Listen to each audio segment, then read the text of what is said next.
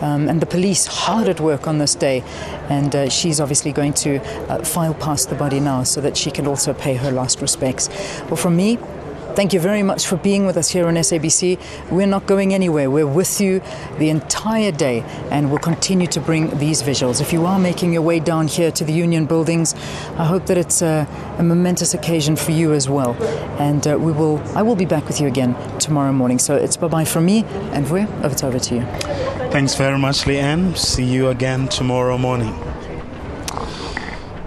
Well, Leanne Menace, my colleague, leaving me here, but in a short while I will be joined by Usis Notolo Throatbomb, and we're going to stay with these visuals, the visuals you're seeing, people queuing up. Remember, at 12, round about now, members of the public are going to start going through to see Madiba's body as he lies in state.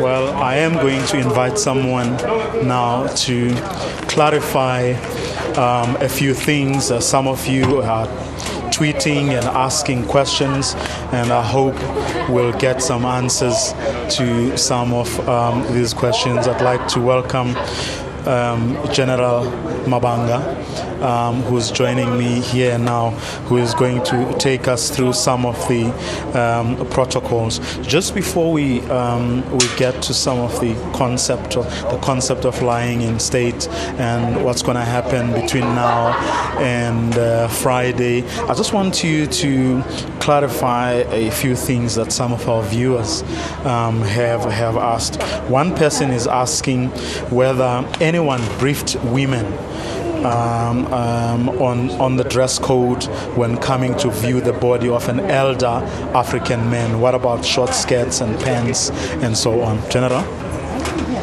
Well, that question, or the answer to that question, doesn't necessarily lie within the South African National Defence Force. As we are aware, and we know that this has been an interdepartmental exercise or endeavor, and we assume as well that it should be within their conscience and their common knowledge that in such instances people should be properly dressed and have the respect that Tatu Mandela deserved. So the onus really is on people. You're relying on their conscience, but there were no such guidelines that women shouldn't wear short skirts, for example. Well, there were no such guidelines from our side as a South African National Defence Force, as well as I don't remember if they were ever issued by any other of the government institutions involved and responsible for the funeral arrangements. Well, the other question we got from somebody else was whether children are allowed to come and view the body of the former president as he lies in state. Well, it was advisable for people not to bring the children, because that will also delay the proceedings or the filing past the body of the former president. And the emotions, therefore, that will come with that. We know as elders we can take it, although even then some cannot, because going through or seeing the body of a person that you have loved, you have cherished, you respect, you honor, lying down there, and it's not going to be able to talk back to you again. It goes through, and then you have to manage yourself. And children may not be necessarily be able to manage themselves. Hence, it was advisable that children cannot be brought along. So you're erring on the side of caution? We're erring on the side of caution. Well, somebody else is asking whether we will be allowed to have close-ups of the coffin inside. And okay, I don't get the rest of the tweet. Well, as we've been mentioning, that the family has requested that the photograph of the coffin where the body of Baba Mandela is should not be taken, or photographs of it should not be taken. Therefore, it will not be available for screening. Okay. Well, those are just some of the questions I could pick up for now, General. Let's go back now, if we may, to starting perhaps with the whole concept of lying in state. What is this concept? Well, the concept of a body lying in state is a concept that has been traced far back in history. It is an idea to give or to have an opportunity of a person of this magnitude, or a hero, or a person that is well respected, to have him lying in state is to give an opportunity for the people who respect him and honor him to come along and view him.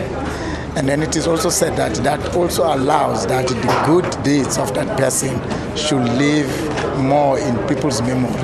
As they pass through him, they also realize that this is the person who has helped us do this, or who has been doing this and this, and that will live long in their memories. Whilst also it also helps for a nation to portray its own national image and national pride, to say that this is our person and this person belongs to us. Now, how different is it really, or perhaps I should ask this way? I mean, given, in where I grew up, amaXhosa allow people ukuthi umuntu abonwe ukuthi ke uba umuntu omdala, abantu abadala baqale bambone kuqala, kulandele ke ngokwendlela abantu abarenkwe ngayo. Is this really from the conversations you were having as the interdepartmental teams? Did those conversations take place at all to sort of look at those, and whether in fact there were differences from the way amaXhosa ayenza ngayo lento and the conventional European or Western way of doing it? Well, I will say that it is a fusion of both, whilst at the same time we take cognizance of that practice. Hence, you will find that the first people, it will be the family, and the family constitute of the elders. And then it is not really feasible, when we looked at it, for the public to say that we will categorize them, because you don't know when will you complete the line of elderly people. No, what I was actually referring to is, given that this is a state ceremony, so in this particular context, then it would be heads of state, followed perhaps by ministers, international guests, and elder statesmen, and so on and so on and so on. I meant in that context, not necessarily in terms of age. No, then that is also covered. Like we have allocated from 10 to 12 to be the family, and then the heads of states and other dignitaries around to view the body. And only after 12, when the heads of state and the family have concluded or finished viewing the body, then the body will be open for public viewing. Well, if you just joined us, I'm with General Mabanga, who is trying to explain to us some of what you are seeing there, the processes and thinking that went into what you are seeing currently as Madiba lies in state, and people are allowed to pass by on either side of his coffin to have a view. It is not a long process. It is pretty swift. People literally spend a couple of seconds and then move on. So members of the public are from now on going to be allowed to view him. Is that correct? Is that where we are right now, General? That's where we are now. We are ready to receive the members of the public. That will also go under control from one side to another side. We are just waiting for all the other dignitaries to confirm that everybody who was scheduled have his turn or her turn. So this is going to continue, General, until what time, more or less, today? Today, this is going to continue until 5:30 in the afternoon. And then from tomorrow, we'll start. And then what happens to the body afterwards, after 5:30? After 5:30, the body will be taken back to one military hospital where it will be kept again. Now, what happens to the people who may still be queuing? Well, we will have no option other than to ask them to come the following day, because the body it has to be back at one military hospital before sunset today. That is to adhere to some of our traditions as well as rituals. And then what happens tomorrow and on Friday? Tomorrow we'll still have the body coming from one military hospital at 7 o'clock to be here at 8 o'clock. Then as soon as it is ready to be viewed, then people can start viewing it from 8 o'clock up until 5:30 in the evening. On Friday it will be the same, coming from one military hospital 7 o'clock to be here at 8 o'clock, viewing from 8 o'clock to 5:30. Then on Saturday the body will be taken and prepared to be flown down to Kunu. Then the body will be taken to Air Force Base Waterkloof. When we get to Air Force Base Waterkloof, we will give time to the African National Congress. So the South African National Defence Force will formally hand over the body to the African National Congress, who will then in turn conduct a small ceremony in honor of the late president. Thereafter, when they have concluded, they will again hand over back the body to the South African National Defence Force, who in turn will prepare it to be transported down to the Eastern Cape.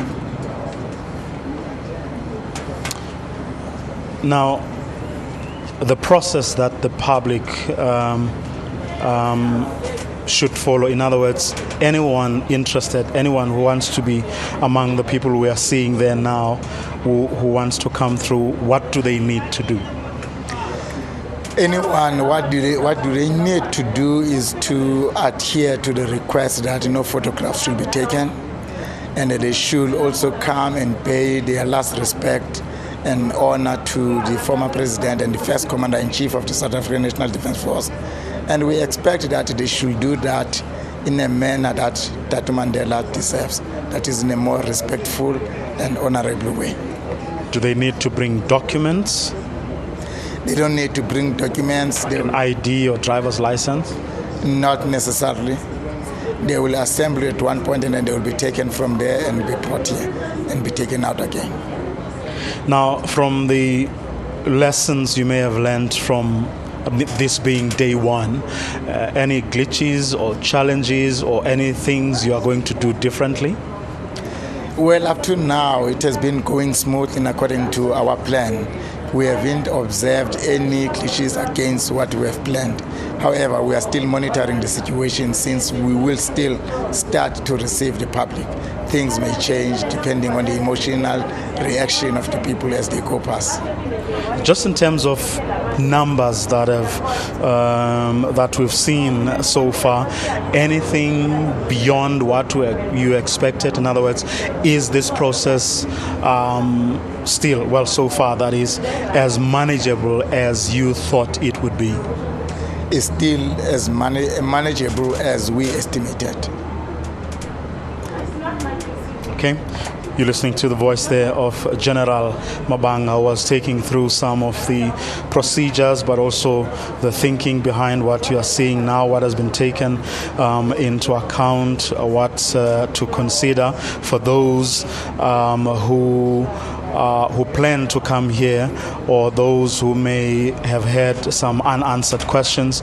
We're hoping that he managed to answer some of your questions or concerns. But if you still have some, you want us to clarify a thing or two for you, you can tweet us at SABC News Online, and we will be able to get relevant people to answer some of your questions in case you still have them.